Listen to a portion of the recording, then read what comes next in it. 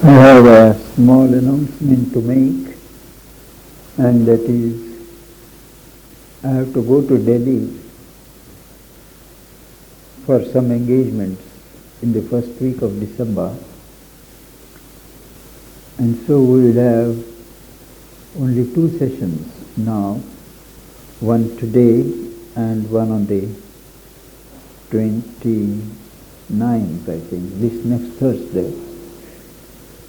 And on the second, we could have, but we won't have, because most of us will be going to the sports ground in the evening.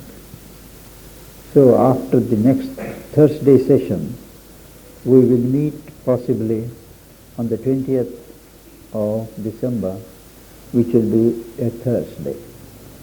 I do hope we will be able to complete this canto before we suspend our studies. Now, on peaks beyond our ken, the all wisdom sits.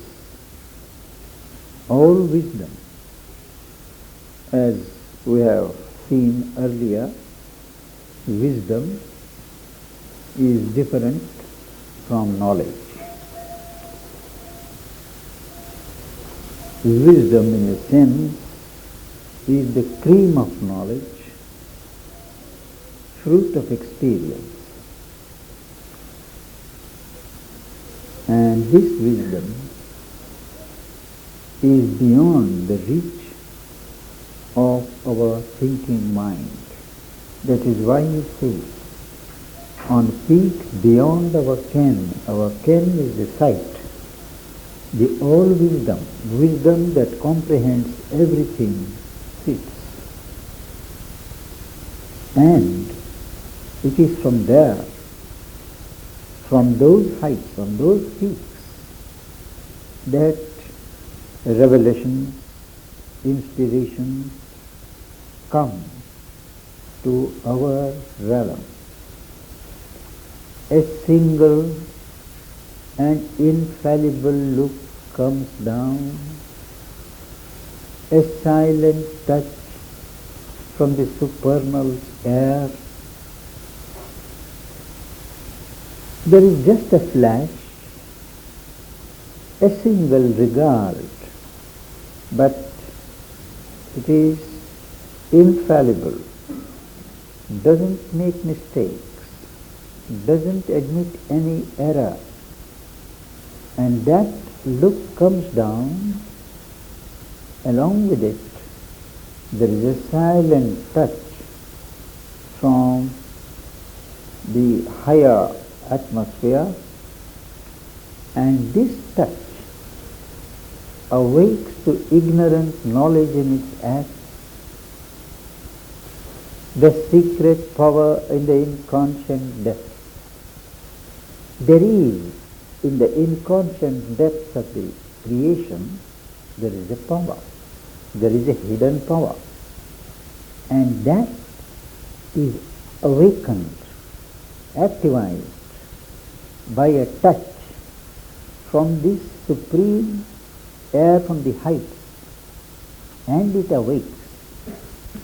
Certainly, it cannot awake immediately to the infallible knowledge, but it awakes into the belt of ignorance, which is incomplete knowledge.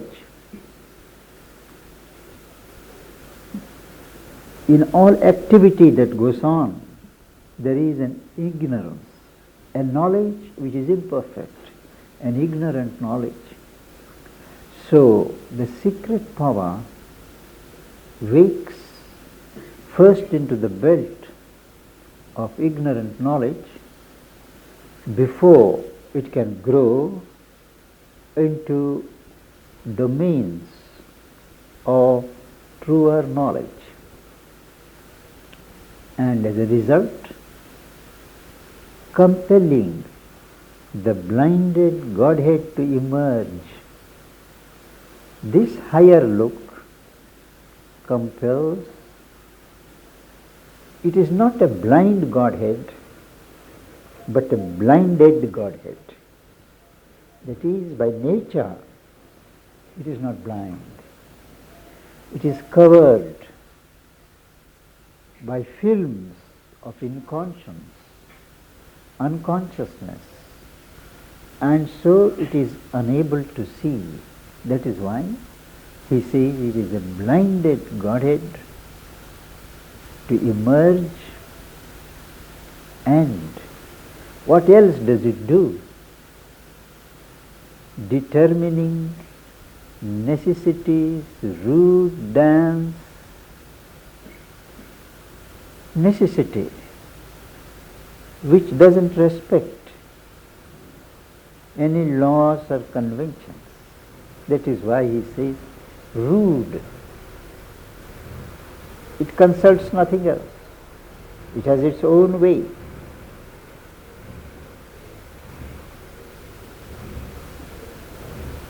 Nature's rude dance, this single look measures the steps of that necessity as she passes through the circuit of the hours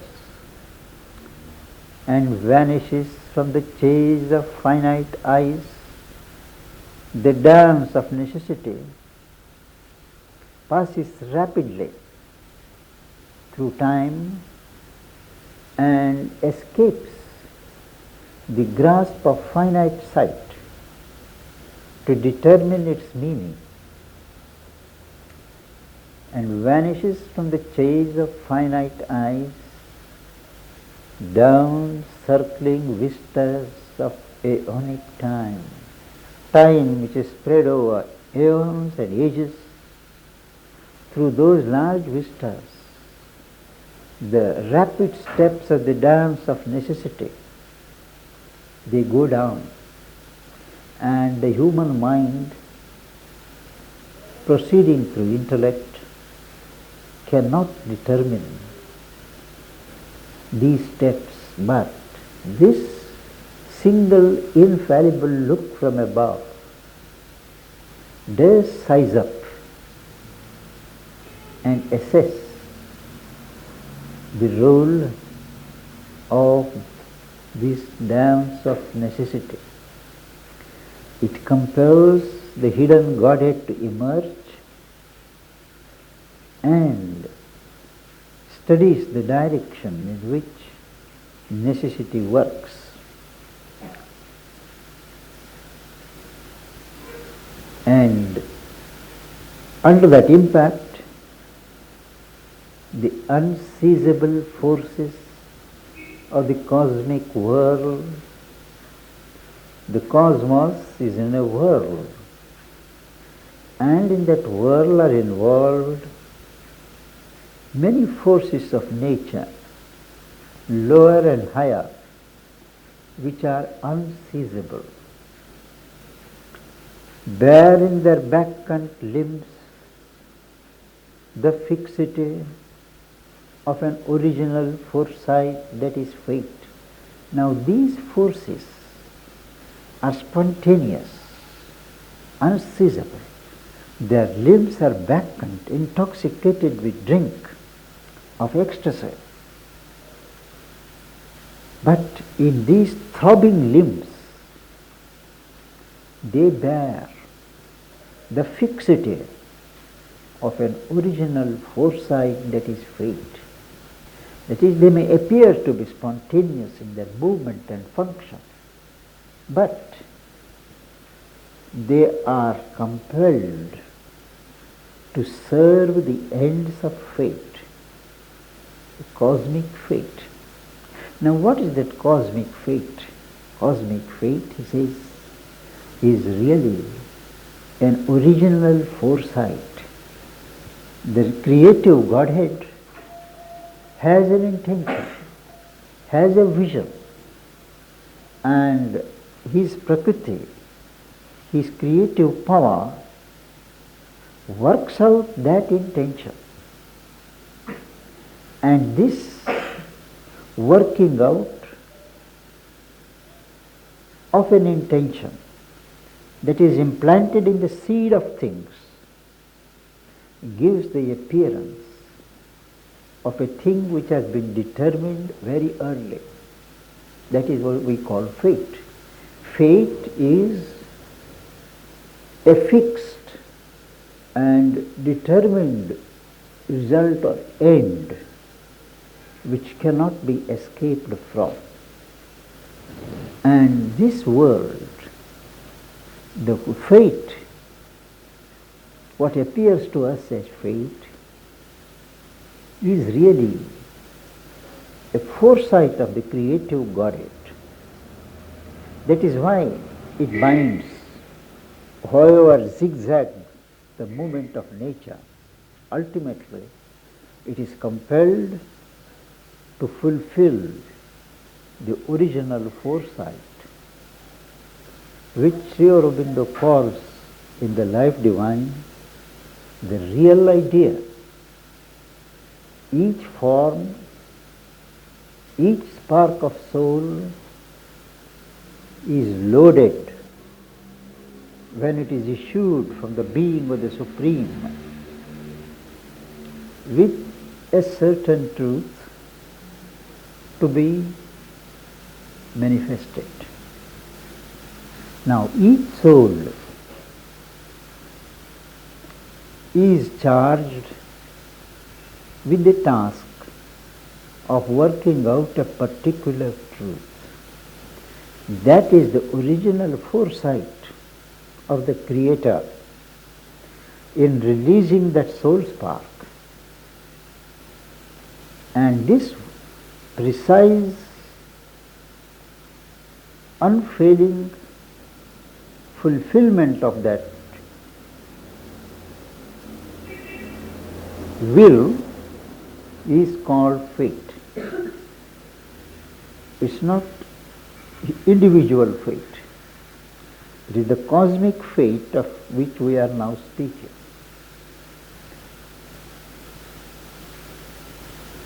Even nature's ignorance is truth's instrument. We are very lavish in condemning nature, saying we should reject nature. Nature is characteristically tainted with ignorance, so we should be aloof from nature. That's the Vedantic dictum. But even this nature's ignorance is permitted because it serves as an instrument of truth to manifest. And that is why he says, our struggling ego cannot change her course. However egoistically we may struggle and assert our will against nature, we cannot change her course. And this nature, he says, yet is it a conscious power that moves in us. In us also, not only in nature, there is a conscious power of God that moves us into activity. Everything is not a result of our ignorant nature. Even behind the impulsions of ignorant nature, there is a conscious power which leads us through all the direct and the crooked movements of nature. Yet is it a conscious power that moves in us, and destiny, the unrecognized child of will. Earlier we saw that fate is really an original foresight. Now here in each individual. Destiny. What is destiny? He says, it is an unrecognized child of will, a capital will, the will of God. The Creator has put a will that each soul has to achieve this thing or manifest this particular ray of truth. And that forges the ultimate destiny. That is why, whether we recognize it or not, destiny is the unrecognized child of will. Now, in the ultimate analysis, that will is divine will. But Mother points out that even the divine will works through the instrumentation of our individual will. That is where our responsibility comes. If we set up our petty little will against the divine will, there is friction, there is clash, there is suffering. But if we learn to recognize what is the higher will and tune our personal will to the higher will, all goes smooth. Even what may appear to be suffering, stress, struggle, doesn't impact in that manner on the person concerned. Now, how to recognize that this is a higher will? It is very easy to cheat ourselves, saying this is the higher God's will, this is Mother's will. But if we were to dispassionately analyze the situation, 99% of the cases we find that it is our own desire will that masquerades as the will of God, and we must satisfy it. It requires great courage, rectitude, and that rare capacity of sincerity to face the Creator naked, to divest ourselves of these coverings of desire and ego, and watch what is it that has issued from me and what exactly is or likely to be the higher will. There is always a subconscious resistance in us to recognize a higher will if it does not coincide with our choice.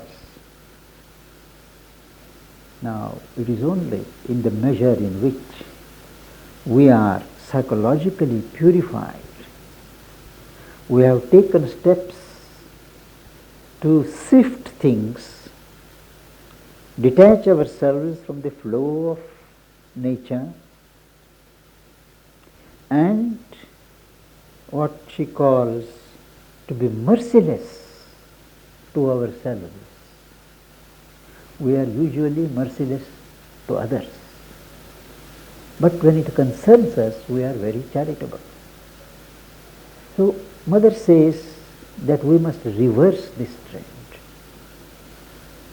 We must be charitable to others, but merciless to ourselves. And only then can we recognize the higher will. And once we recognize the higher will, it is not a big deal to subordinate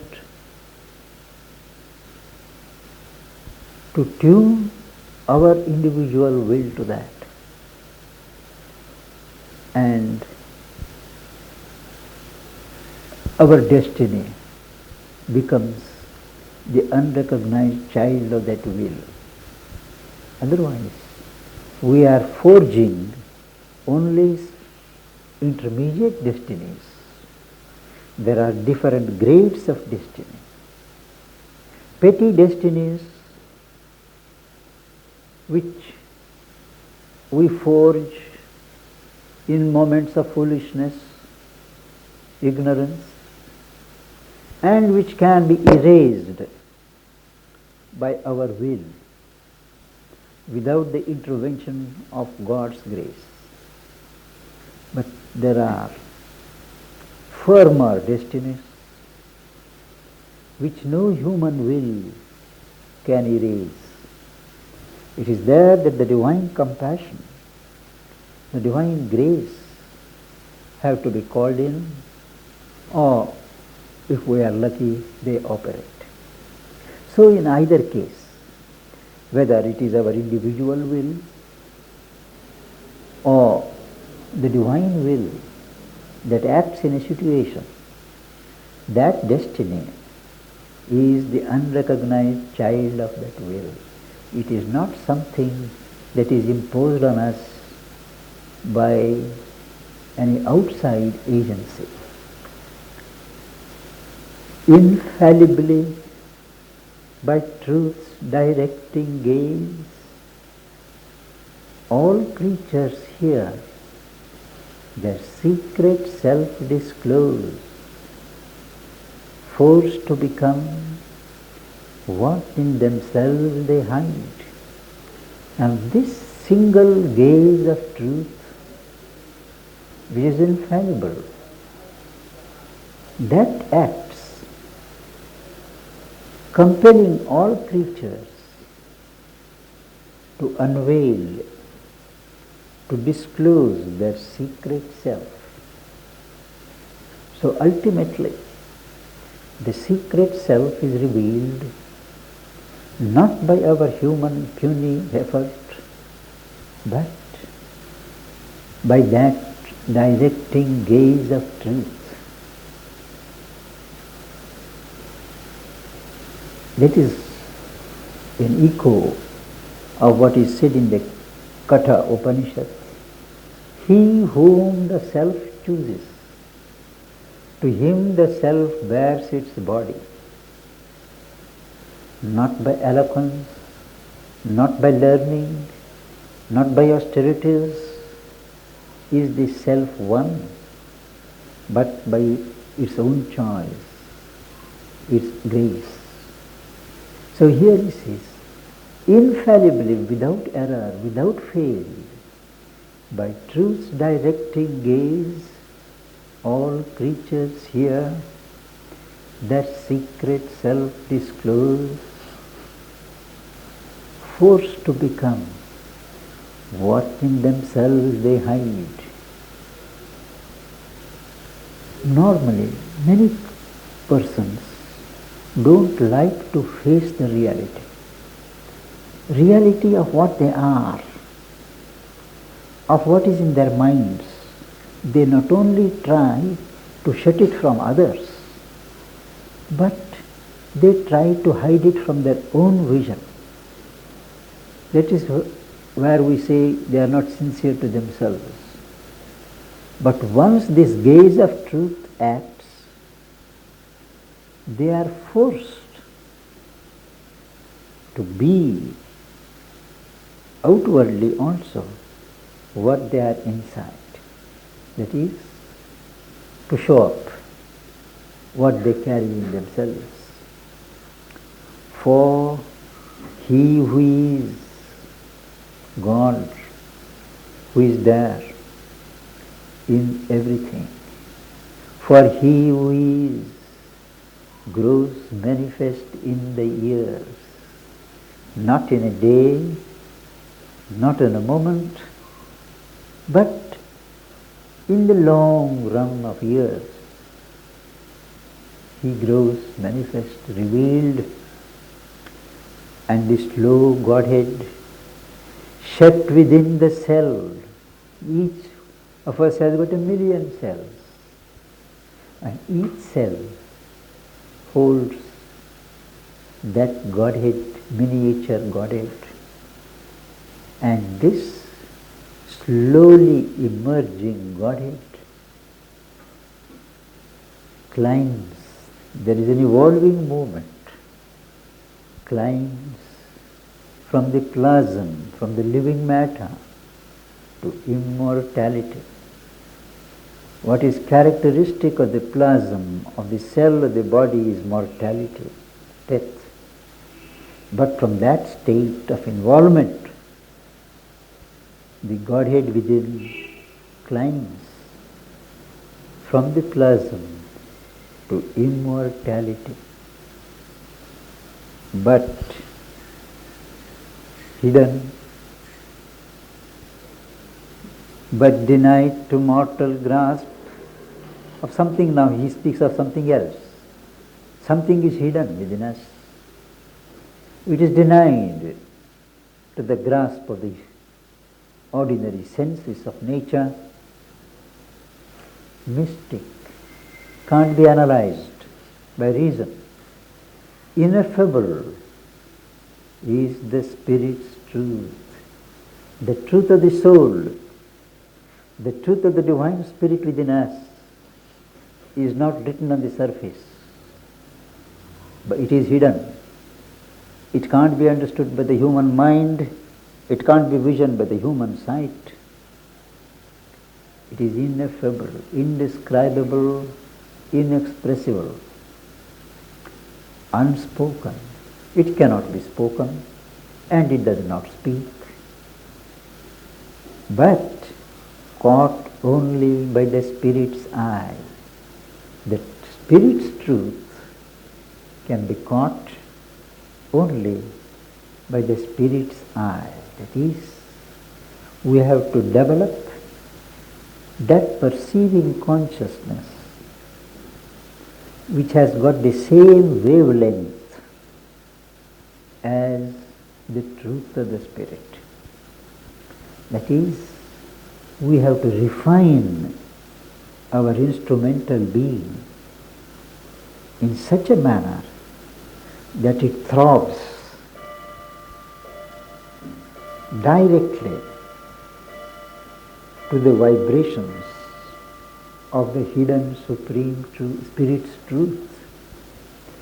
And only then what is denied to the mortal grasp is caught by the Spirit's eye, not the physical eye, not the rational eye of the mind, but something inherent,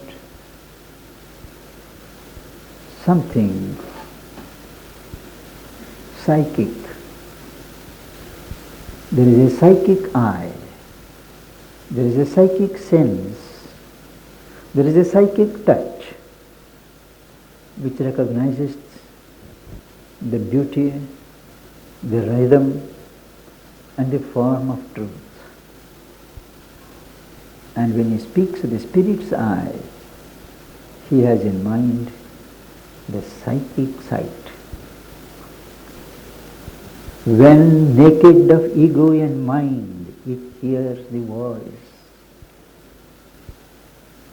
The soul, the psychic, hears the voice of the Spirit when we have washed off our ego and the activity of our interfering mind. So naked of ego and mind, it hears the voice. It looks through light to ever greater light. This inner sight does not stop with the first light it sees. We are content to be dazzled by the first light we come across and say this is the light of God, and are tempted to convert it into a prism. But this inner sight looks through light to ever greater light. Each light leads it to a still greater light and sees eternity ensphering life. It not only grasps life in its full range, but at the same time it sees eternity surrounding it.